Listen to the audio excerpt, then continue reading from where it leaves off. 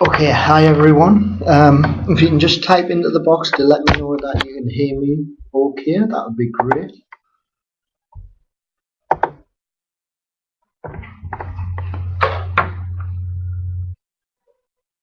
Hi, could you just type into the box, let me know you can hear me. Thanks, Carrie Ann. Alison, Althea, Carrie Ann, Carrie Ann's done it. Eunice, Louise, all you Funky, Shireen, Thistle, Abdullah, Aziz. If you can just type in the box, let me know you can hear, that would be great.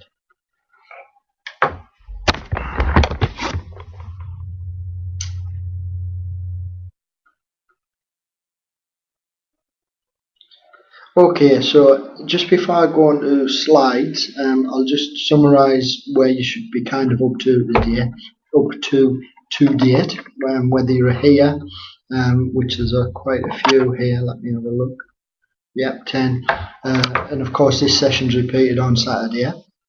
Where you should be is you should have realised that the module is challenging because of the new vocabulary that you have to learn before you can kind of really start learning the materials. You should have realised that a research question is a tricky undertaking. Lots of you have sent your one-page ideas. When you send them, please put your details of your course and particularly your study centre, which most people have. That's great. A lot of people have given the go-ahead to continue their research topic to the draft stage, and really, if you haven't submitted a one-page idea, you really need to start doing that now. And remember, research question is not something that can just knock up in a couple of minutes. It's something that needs to have a great deal of thought and can take hours. A single research question is usually enough if it's crafted really well and doesn't try to cover too many variables. Of course, we've done the literature review session, so hopefully you've watched that and you're starting to do your literature reviews, because you have to actually carry out a mini literature review for your proposal. And we're at the research method stage, which is what I'm covering today, and it's one of those topics that in your proposal you have to communicate understanding. And I can see already a research methodology is a means of collecting data and analysing data to provide information to answer the research question. However, it has to be carried out within a systematic and rigorous framework that moves you through the important stages of a research methodology. If we use a framework like Saunders Research Onion, we realise we have to discuss the research philosophy, that's ontology and epistemology. We have to discuss research approach, whether the research is inductive or deductive. Then the research design, whether the research is exploratory, explanatory, or descriptive, or sometimes people taught in designs of predominantly qualitative and quantitative. We can't miss any of those sections out. And then we get to the data collection methods that we intend to use. Before that we have the research strategy, which for most people the research strategy concerns some kind of survey being carried out or a case study.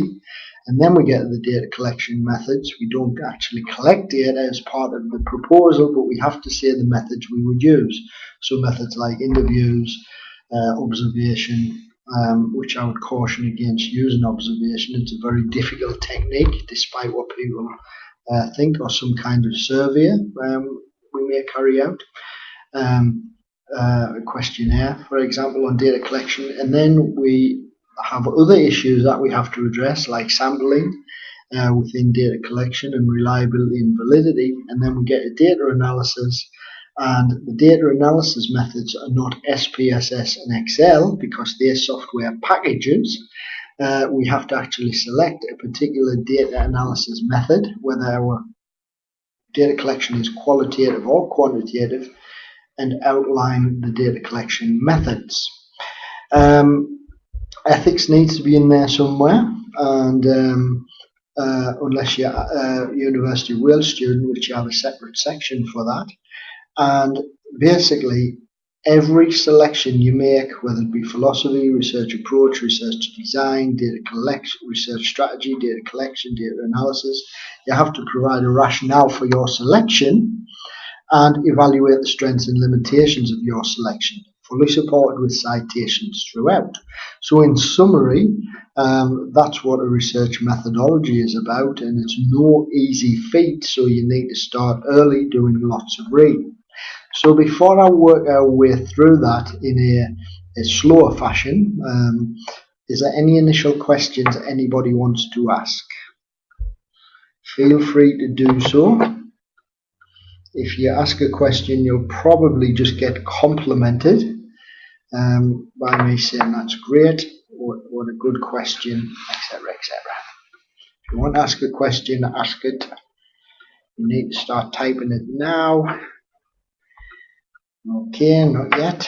Right, in that case, I'll go. Oh, hang on, Althea, you've put my challenge is, but you haven't finished the sentence. Shireen, can you? Fundamental issues. Yeah, fundamental issues of research methodology is the key issues such as research philosophy, research approach, research design, and then you actually, the other components come in your next subheading, which is research strategy, data collection, data analysis methods, and everything in between the data collection and data analysis, such as sampling, reliability, and validity. Now, I know I've said that quite quick, but you can certainly watch it on the recording. Yeah, you will do, Anthea, because we all encounter that. The reason you find it difficult to word it is because it's a very, very difficult subject, and the only way to get beyond that is to keep studying, keep reflecting, keep writing sentences, trying to build up and think about what you say, and it's the only way.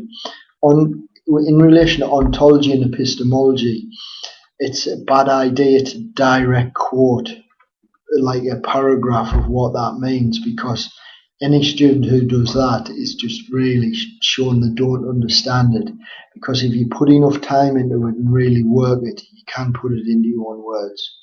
But it is a tough subject. Hopefully I might be able to help clarify a couple of issues tonight. The philosophy should, Althea, if I'm picking up what you've said correctly, the research philosophy should always be first when you, early on after the research question and objectives have been specified, unless you've specified them earlier. The research philosophy should be after a very brief introduction to the research methodology section, and I'm talking 4 or 5 lines. The research philosophy should always be first. When you've discussed that, you then go on to the research approach, whether the research is inductive or deductive.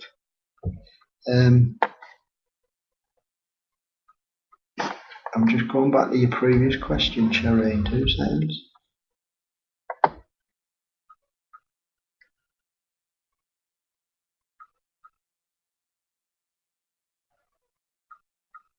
Fundamentals, alright, I didn't say the second part of your question, apologies. Fundamentals of research or research strategy adopted is both. You're communicating that you're aware of the underpinning theory that you have to put into your own words and support with citations, but as you're doing it, say you're discussing philosophy, ontology, if you went for an anti-realist ontology and a constructionist epistemology, you would then relate to your own research by saying, for the current research, the philosophy adopted is anti-realist, the epistemology is constructionist. You would have to show you understand them, and by the way you've worded it, you've said for the current research, so it's both. That's for Shireen, that question. So it's in general what the topic is about. So, you know, any topic, it's in general what the topic's about. Even sampling. Sampling is about dividing big populations into smaller manageable units.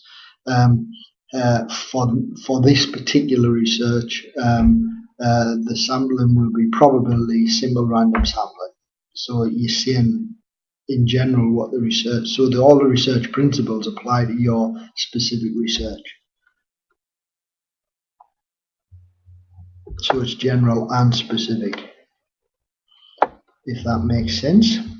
Okay, any other questions, and then I'll move on to the first slide. If there's any other, they are great questions, by the way. I know you need more than that, but hopefully when we get onto the actual slides, I'll probably be able to give you a little bit more.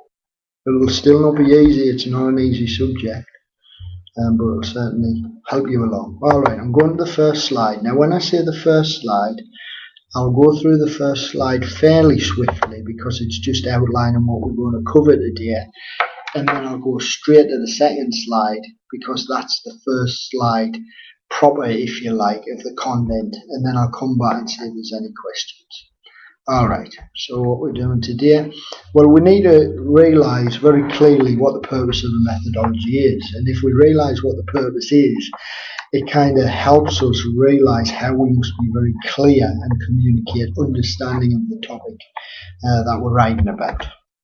There's key areas of the research methodology which I've already outlined, things like the research philosophy, ontology, epistemology, the research approach, which is induction, deduction, the research design, already said, research strategy, data collection, data analysis methods to be used. You don't collect or analyse any data during the proposal stage, but you have to say how you would do it. Alright, so how the methodology should be structured in terms of clarity,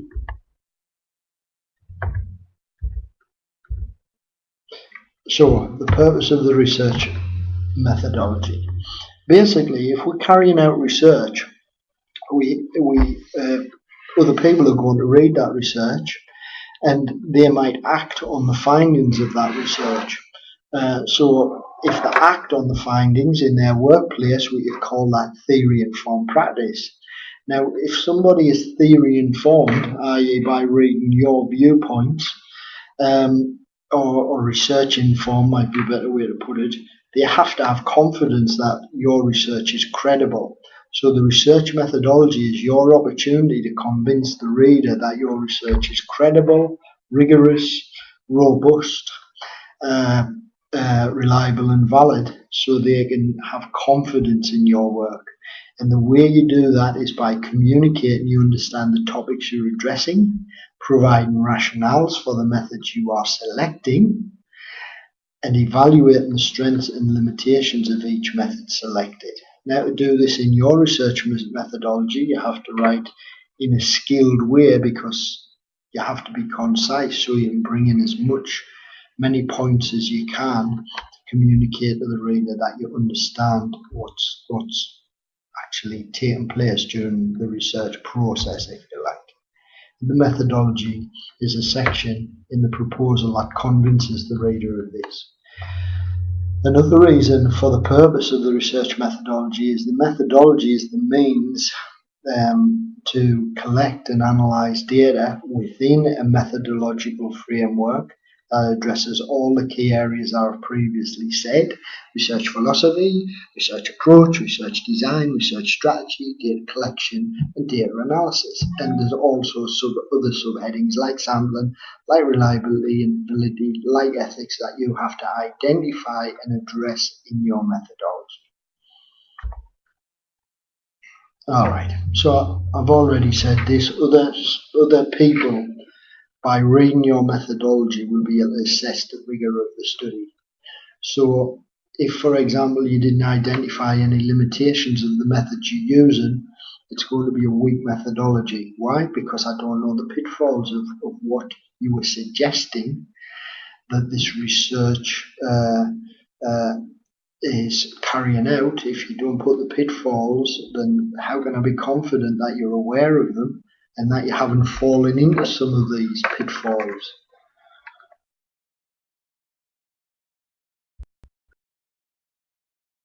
And hence flooring them when it's written up. Okay.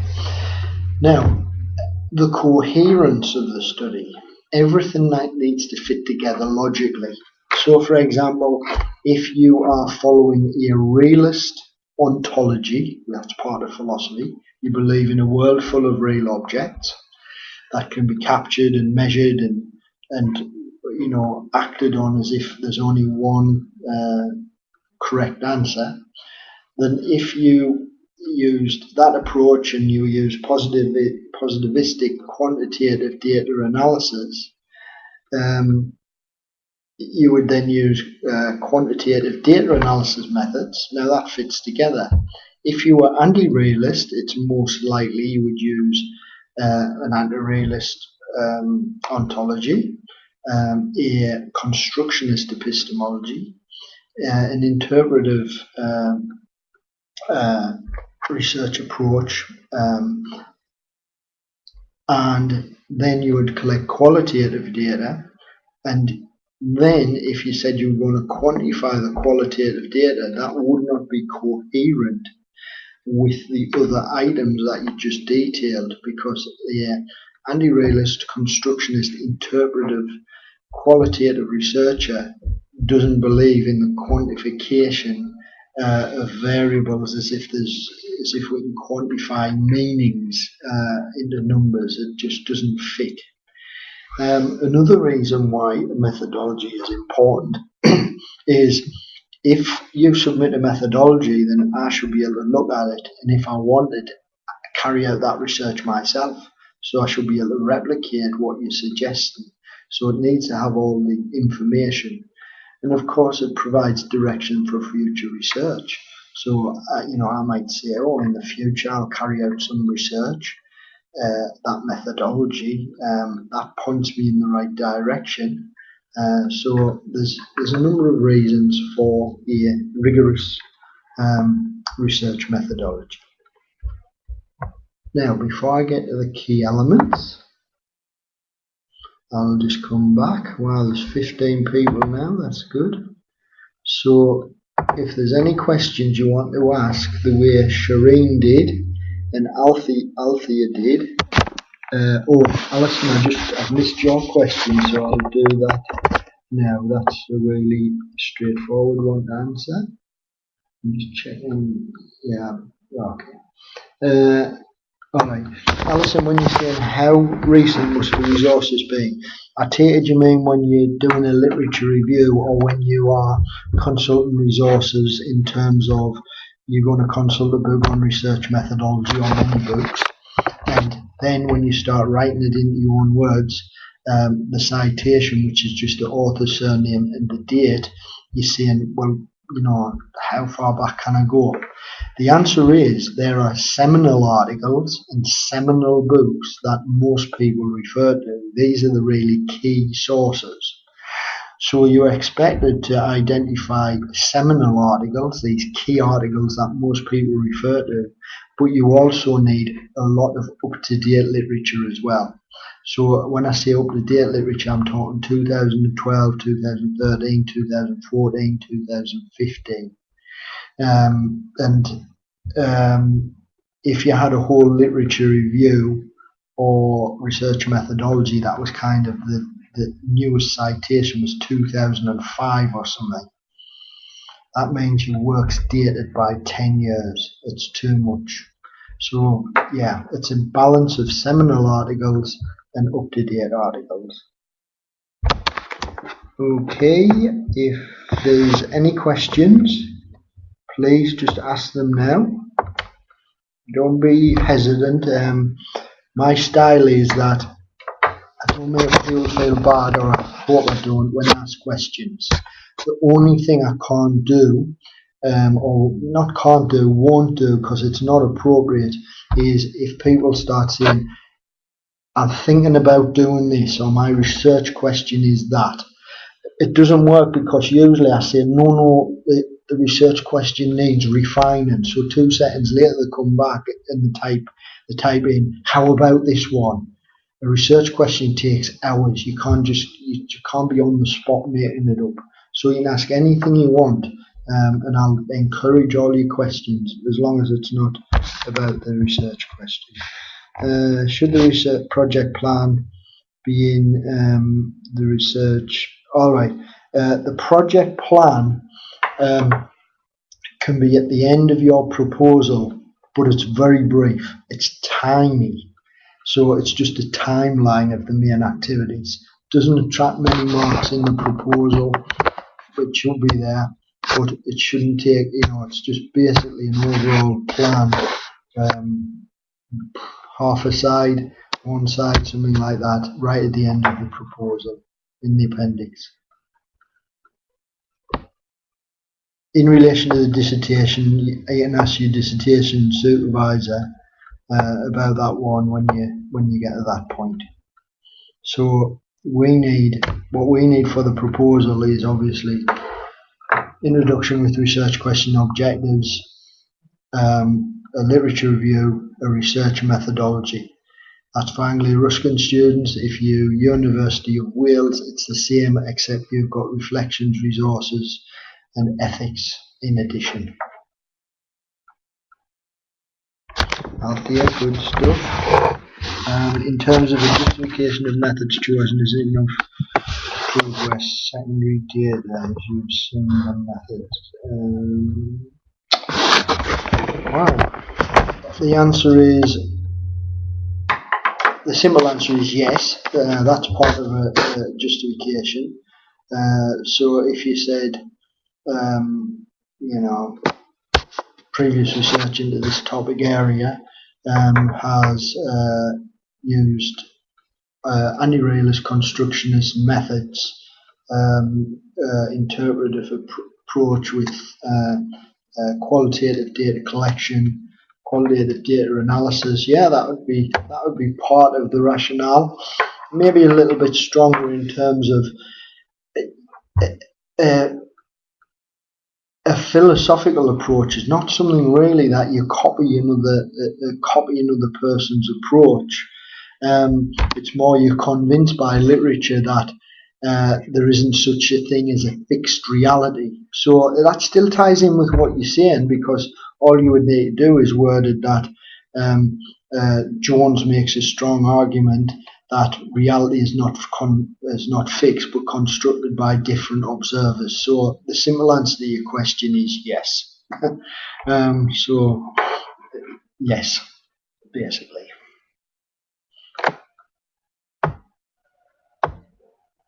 I'll just add one other thing. So it'll be your philosophical approach, but you will have been convinced by other literature, which I think is what you're saying anyway.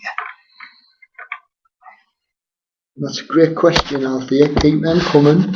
You're leading the way with Shireen and there's just you and Shireen at the moment.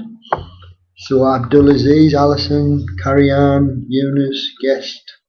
I don't know, obviously Guest not your name. Hiran, Lewell, Leon, Louise, Matthew, Ulafunku, Shorish and Thistle. Don't be afraid to ask questions. You can see Althea and Shireen have been, and they're getting positive responses. Because why not? We've got to ask these questions. Alright. Oh, Shireen's in there again. Good stuff.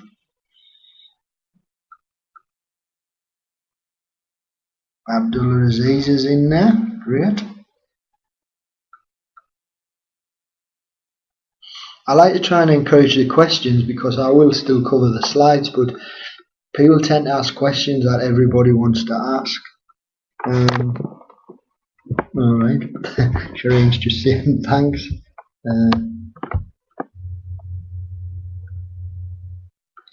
Fundamental issues. Oh, sorry. Fundamental issues. Alright, fundamental issues in research, in a research methodology, is research philosophy, research approach, research design. So you have to show that you understand the general principles of these approaches, and then you have to select one for your particular research. When I say one, you have to make the selections for your particular research. So you communicate an understanding of the general principles, but you're also showing that you've adopted whatever for your research. So I think I probably said that a little bit better there. But if I didn't, Shireen, just keep asking.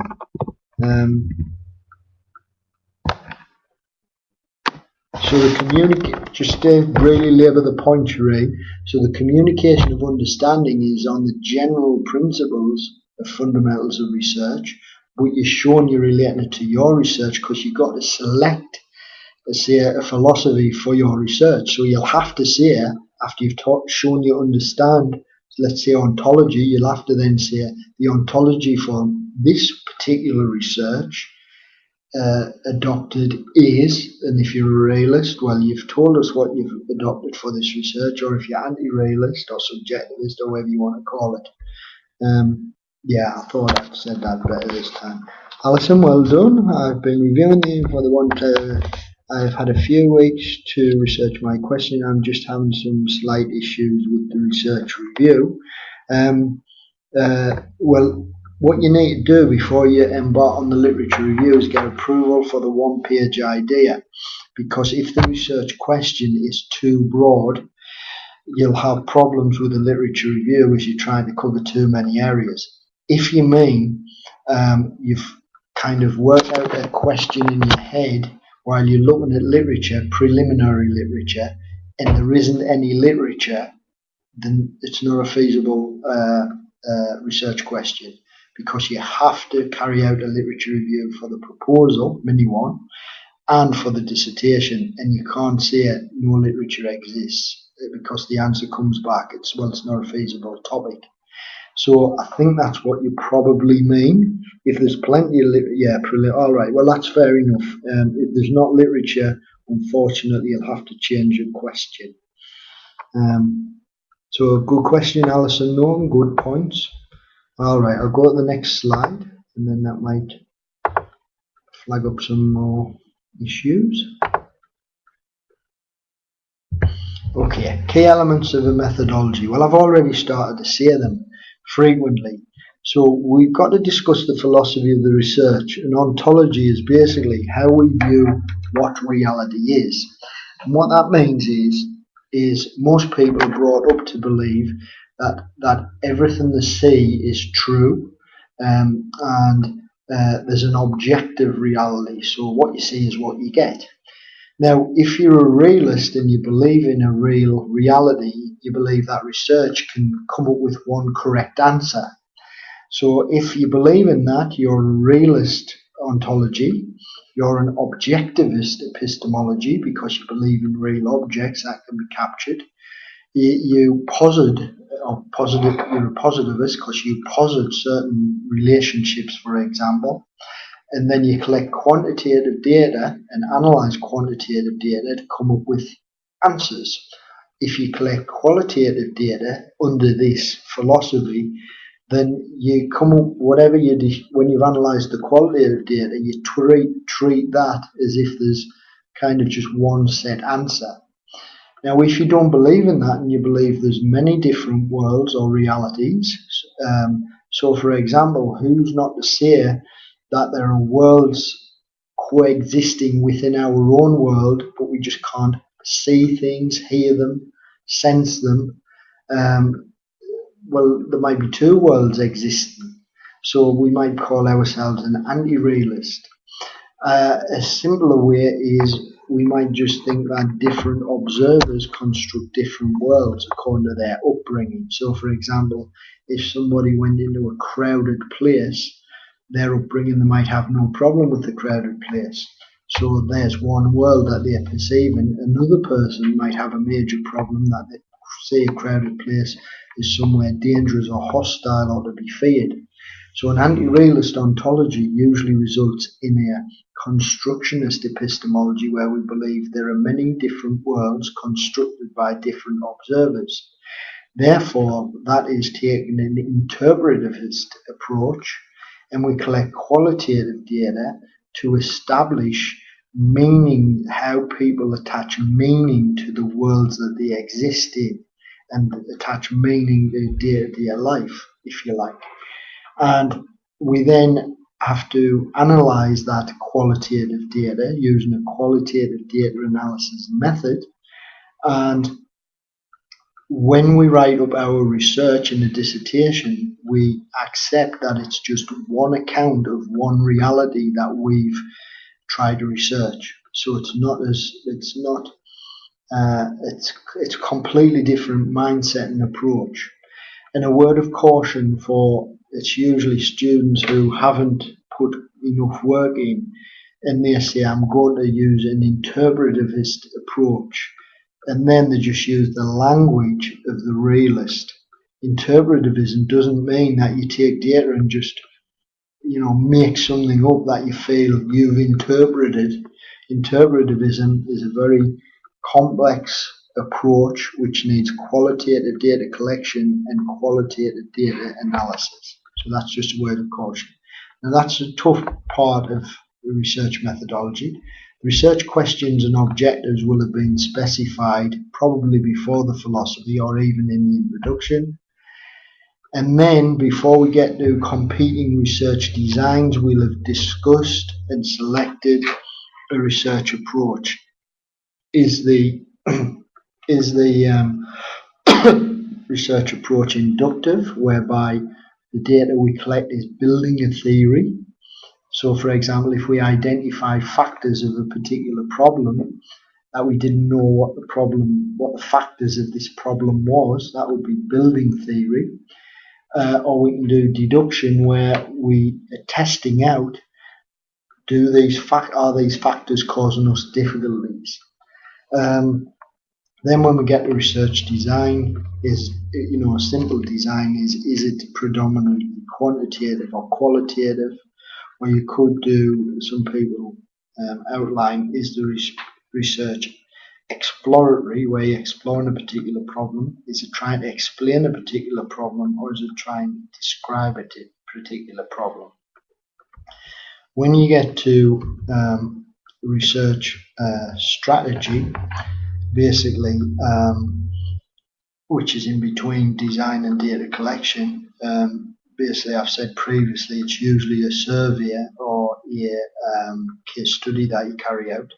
And then when you get the collection of data, you've got to outline the methods you're going to use and how you will analyze that data. As I've said previously, you don't actually collect any data for the proposal, and you don't analyze any data for the proposal. But you have to say how you do it, evaluating the strengths and limitations of every selection you make. Of course, there's subheadings or sub-elements relating to some of these, such as sampling and reliability.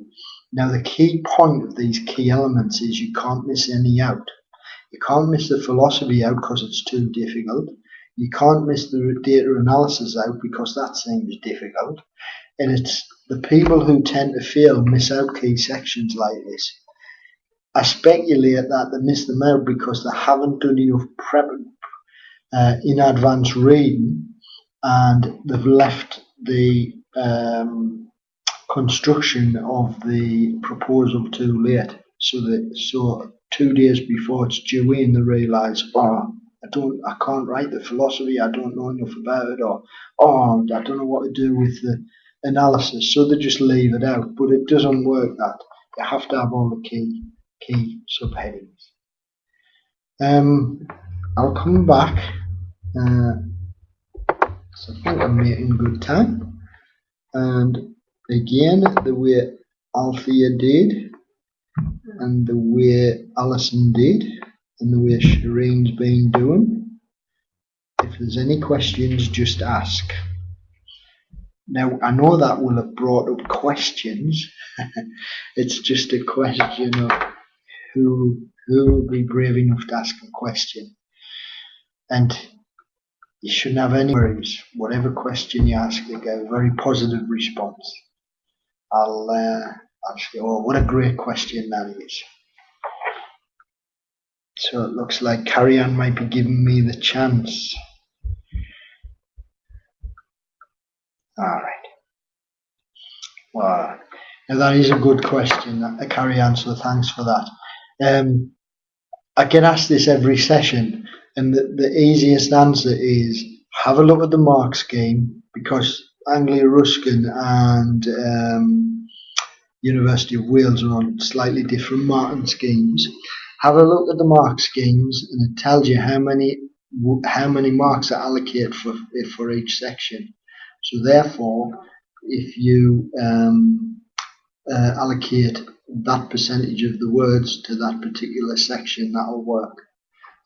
So you've just got to do a few calculations, and that's the best answer, actually. So good question, carry on.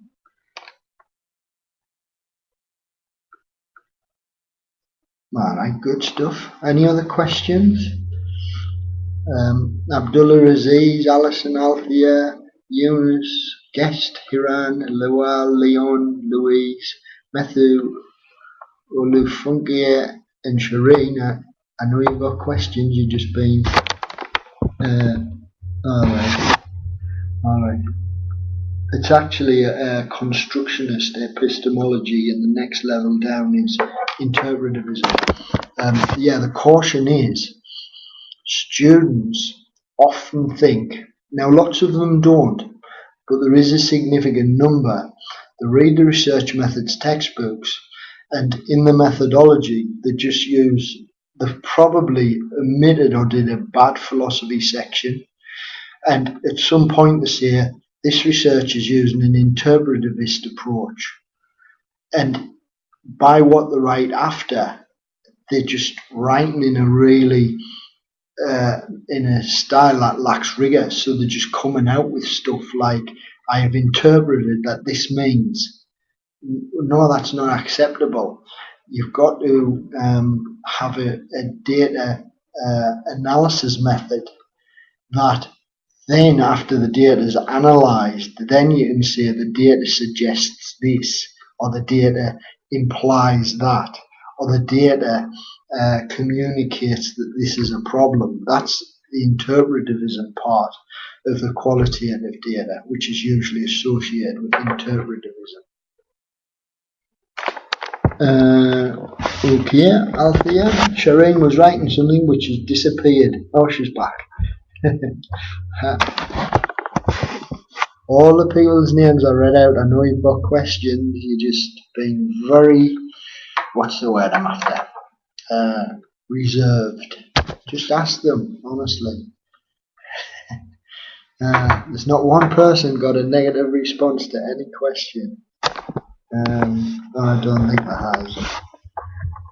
Good stuff, Shireen. I don't know what you're typing, but it's great that you are. Oh, Matthew, good. Looks like you're going to ask something. That's good stuff.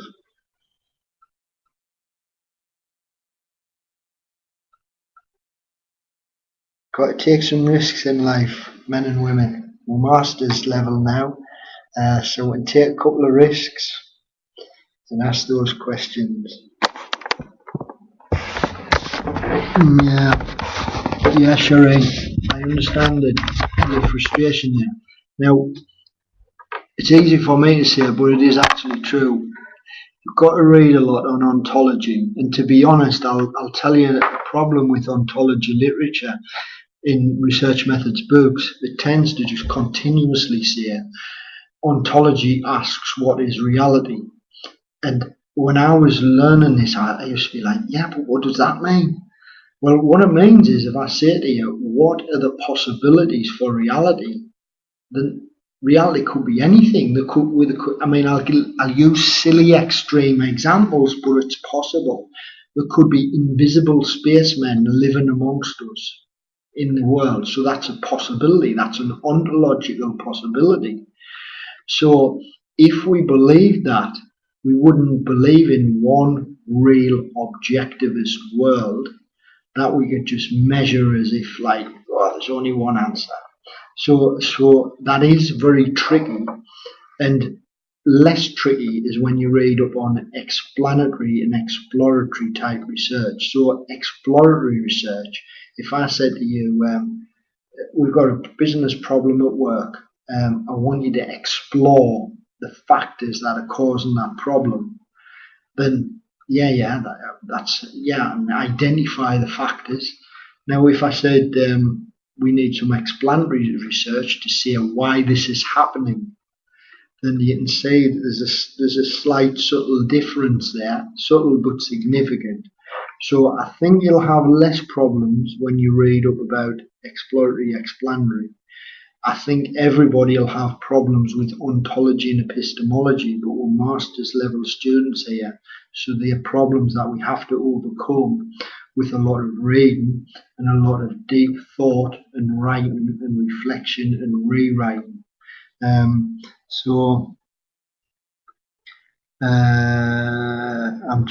That's caught my eye, Alison. That looks like a good point you're making there, but before I get there, I'll come back. I've sent my one-page idea. Now I'm waiting for the feedback. Yeah, Methu, you must have just sent it today. If you haven't, tell me. But I think you've just sent it today because the response is 48 hours. And normally it's the same day by me, but some days you're just busy, so it does take longer than that. You could expect a response for sure if you send it today by lunchtime tomorrow, and that's well within the 48 hours. Just tell me, Matthew, did you just send it today? Just type yes. It's not a problem. I'm just being careful I haven't missed it. Matthew, just tell me, did you send it today? The one-page idea? Speak to me. Type into the box. Yeah, that's it. I bet it was today.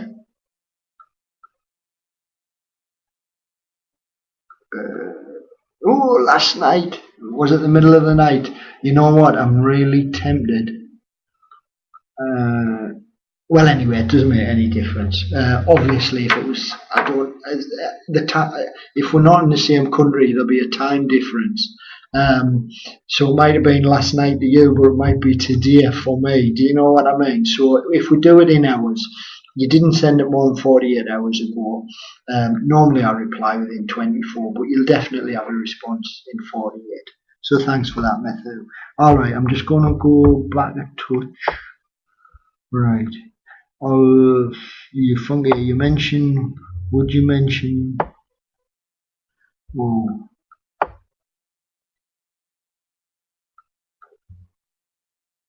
Alright, well, fungi, I understand your question. You're saying, if I'm studying project management, can I do something on marketing? Or you're saying, if I'm doing HR, can I do something on project management? You have to pick a topic that's related to your research route. Unfortunately, I don't make those rules, but that's what they are. So your one-page idea has to be in line with your chosen route. Okay, Alison, epistemology deals with the origins of knowledge. Alright. Well, that's pretty good. I'd say it in a slightly different way. Your ontology, I've got no problem with that. Just when you're saying about the origins of knowledge, it gets a bit tricky. Basically, epistemology is how can we kind of, even in a simple way, document our view of reality. How can we kind of apprehend and understand, and how is knowledge produced is a kind, which is your origins of knowledge type approach. But that certainly sounds good, Alison. You're on the right lines. Have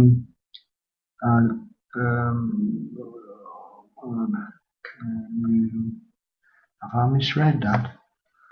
2 secs. Oh, it's a similar question to Sherry.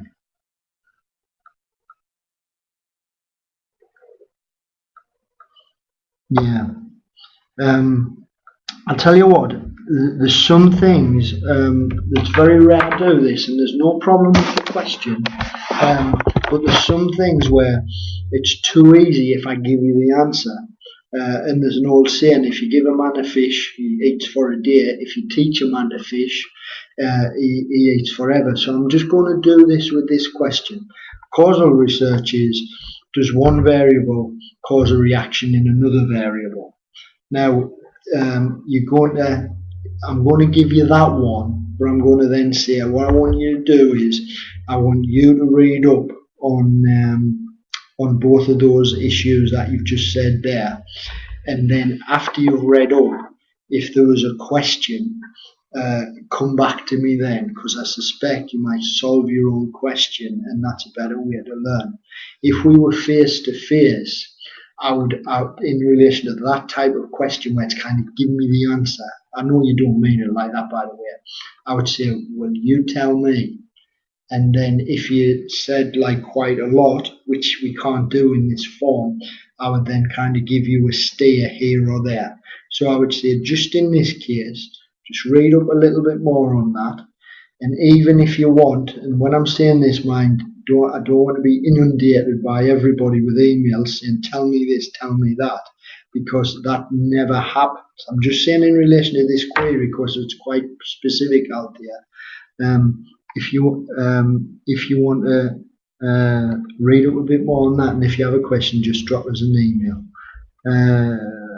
It's more different sources of knowledge versus the orange.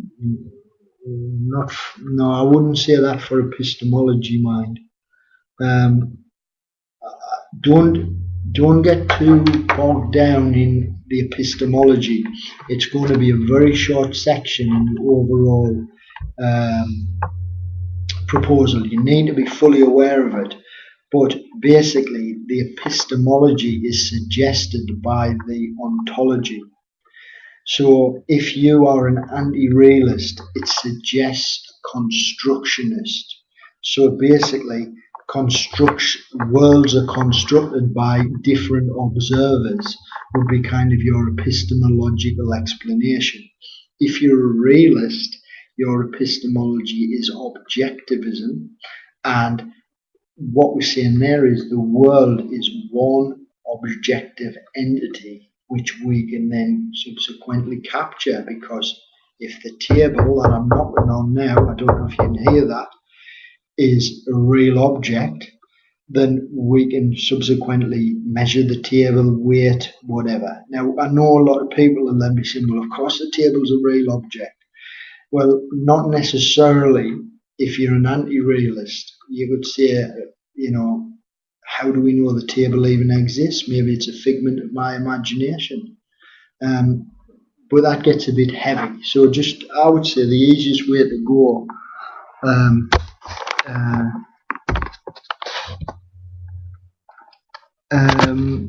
causal is not as definitive as, well, if I understand you correctly, Althea, I'm not sure I understand what you're saying. In the causal research, I'll give you an example. I don't know whether this is what you're getting at. If I said I wanted to see the effect of reliability in relation to customers' perceptions of overall service quality, or actually I'll do a different one. Service quality on a customer's intention to repurchase the service at a later date. It would degree in terms of the ability of us to predict that. So I'm not sure if that's what you mean. And we could have many different variables. One that is having more of an effect on the dependent variable than others. As I say, it's tricky. It's tricky to in this form. I'll tell you what to do, Althea, if you want. Just whatever it is you have a problem with, not now, just put it in an email. A causes B, A contributes to B. Yeah, that's right what you've said there. But what I was going to say is just jot down the key factors in an email and your key questions, and I'll reply that way. And that'll probably be the most efficient way, because I'm just getting worried about the time now. But basically what you just said there is more or less it, yeah. Okay, here you go. But they're great questions, so thanks everybody. Right, here we go. Alright, now, students who don't do well, that'll have got your attention. They put really long introductions. Why? Because they're not sure what should be in the methodology, and they think, well, writing the introductions easy, I'll write a really long one. But it doesn't work, because then you're not communicating understanding of research methodology. So just start your research methodology with a very brief introduction, maybe 4 or 5 lines. And right at the end, just do a very brief conclusion just to finish it off. The bit in the middle, clear subheadings, so you can see what issues you've addressed. You've got to identify the main subheadings, obviously. We've said this previously, you've got to be consistent with your ontology and epistemology and research design. You must provide rationales for your selections. You must evaluate key strengths and limitations of what you select. If we continue, we mustn't omit key headings like induction, deduction, or any of them I've said. I'm not repeating them. Can't omit data analysis. Got to have ethics in there somewhere. For University of Wales, your ethics is in a separate section. Now, it's all right to have the key headings, but we've got to communicate understanding of the content. So sometimes you can get a section, and it is a tough section, but a tough section that the majority of master's students do really well. So remember that. The philosophy section, ontology and epistemology. You can get people who put the correct subheadings, but then clearly don't understand what they're writing about. So it doesn't attract high marks because it doesn't communicate understanding. The students who put the subheading and then clearly understand what it is they're talking about, they're the ones that attract the marks.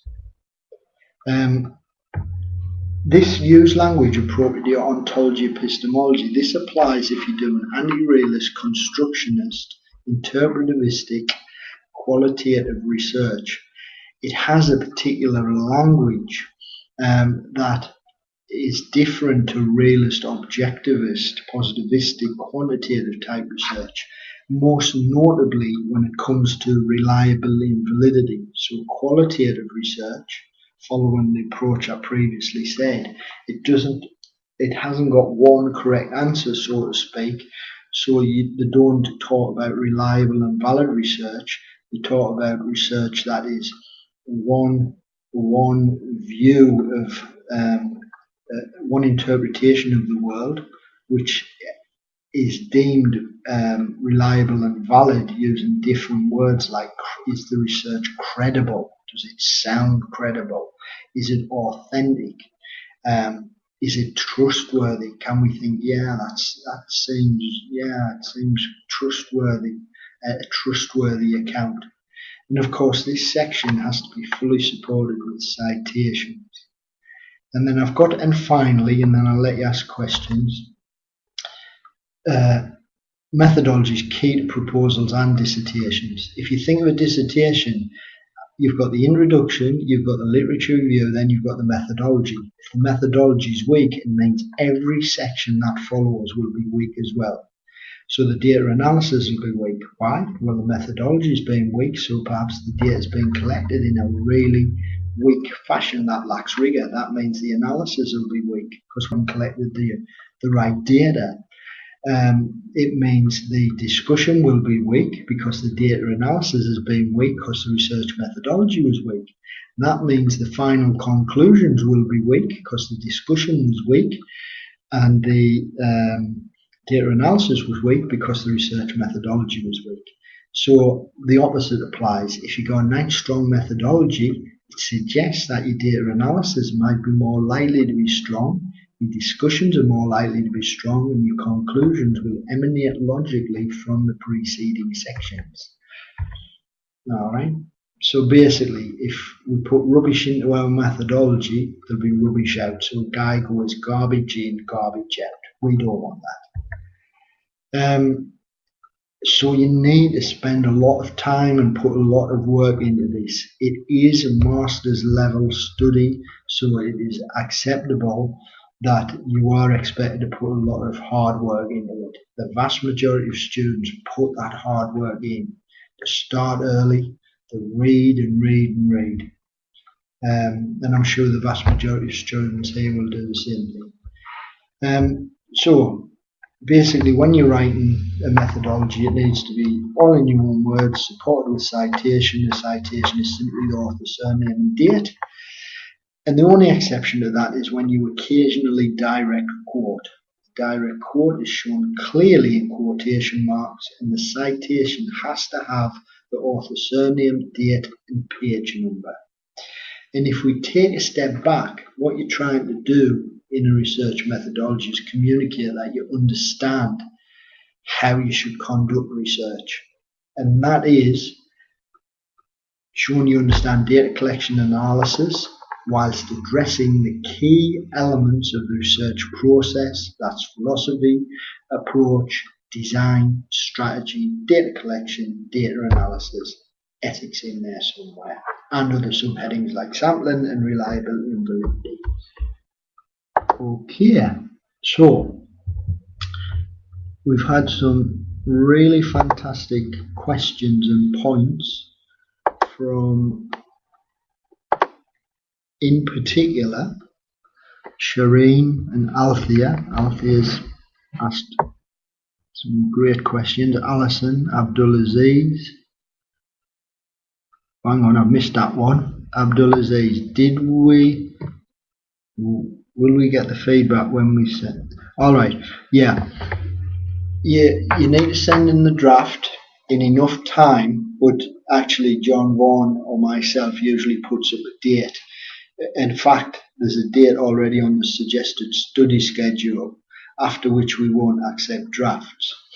And when you say, if I get comments, I can almost guarantee you'll get comments back on your research methodology. So you have to, and other parts of the proposal. So you have to leave time to address the comments. I'm just checking what you said again. I think you're saying, will you get feedback when you send the draft if there's anything to change? I can almost guarantee, well, everybody will get feedback, but I would almost guarantee that everybody will get feedback to a greater or lesser degree to say you need to think about changing this, you need to think about detail and that, you need to think about these other issues. But remember, you know, the draft should be a nearly completed version of what you intend to submit. And me and John, can't be expected to detail every single flaw or item you need to put right. We can only give the general areas that you need to look at, which is very helpful if you do your bit and then say, right, I need to look at these areas, and in addition, I need to consider these issues.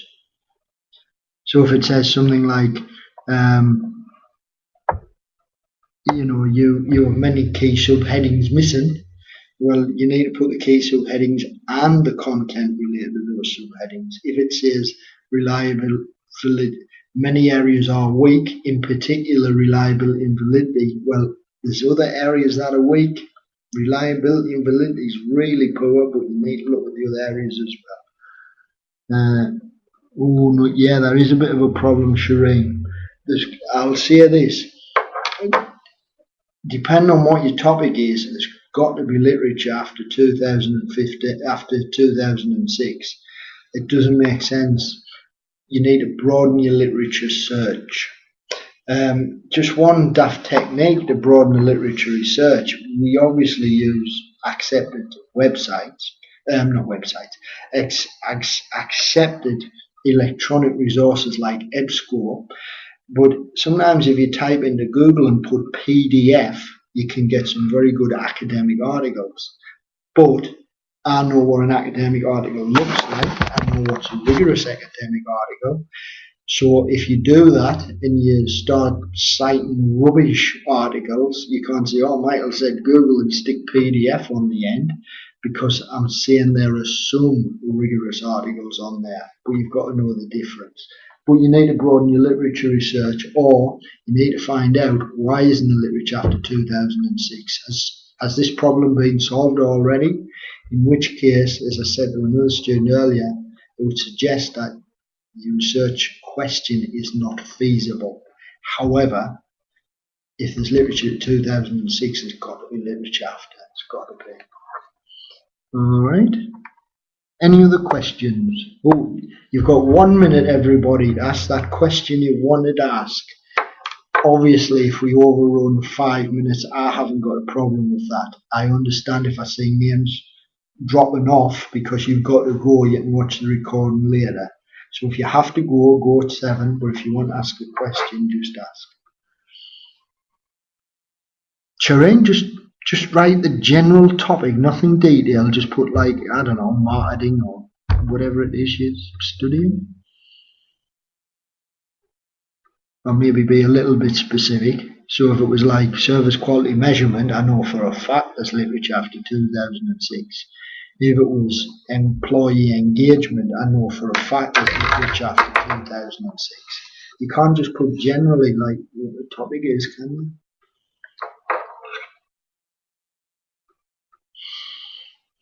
Shireen?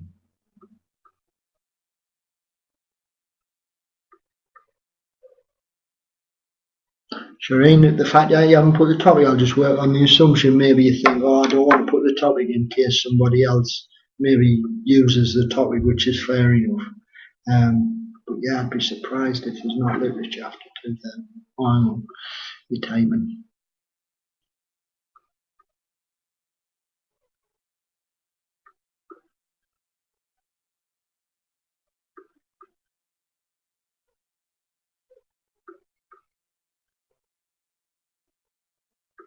Just while Shireen's typing, because depending on what country she's in, there might be a delay. Abdul, Althea, Alison, Methu, Ulfunkia, Shireen, Carrie Ann. I hope I haven't missed anybody out. Thanks for all the questions, they were really good. Alright, wow, that was a good guess by me. There's tons of articles on employee engagement. If you're saying you can't find any between 2000, but alright, no, that's good. That's good. All it is, if I just use the employee engagement just because it's a topic I hear people referring to a lot, and I've looked at a couple of things in it myself. No, it's great what you're saying. What happens is, if I pick any topic, and I start reading articles from 2012, 13, 14, 15, every single one will refer to what we call seminal articles. These are usually older articles that are really key in the subject area. And everybody will refer to the same 3 or 4 or 5 articles, and usually quite old articles. So that's normal. So what you've got to do is you've got to identify who is it they're all referring to before 2006, and there'll be a few key authors, and you need to review the seminal articles, those articles that are always referred to, but also the up-to-date stuff it sounds like you're reading anyway, because yeah, they're referring back to the ones before 2006, but they'll be putting their own slant on it or their own spin or a bit extra. So that's perfectly normal. There's no problem there. All right, that's great. Thanks, Althea. I'll not be able to get back to you till tomorrow on that one. Okay, it's 3 minutes past 8, so we'll stop there. We've had a good number here. The recording takes time to process. I'll probably send the recording tomorrow morning at some point. This session is repeated again on Saturday, but if you've been here tonight, you don't have to attend, obviously, because we're just going over the same ground. So thanks very much, and I'll say bye. Just be aware, a lot of people start typing bye, even though I shut my camera off, I can still say that. So